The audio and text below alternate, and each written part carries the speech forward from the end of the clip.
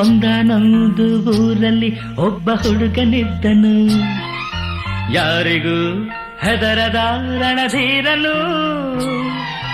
ರಾವಣನಂಥವನೊಬ್ಬ ಅವನ ಸಾಕುತ್ತಿದ್ದನು, ಕಾರಣ ಹುಡುಗನು ಅನಾಥನು. ಭೀಷ್ಮ ಅರ್ಜುನರೆಲ್ಲ ಹುಡುಗಿಯರ ಕದರಲ್ಲ, ಹಾಗೇನೆ ಈ ಹುಡುಗ ಮಾಡಲೆಂದು ಹೋದಾಗ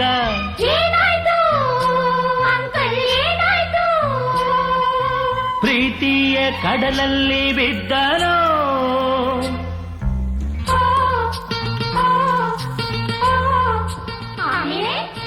ಲಾಲ ಲಾಲ ಕರನ ನಾನನ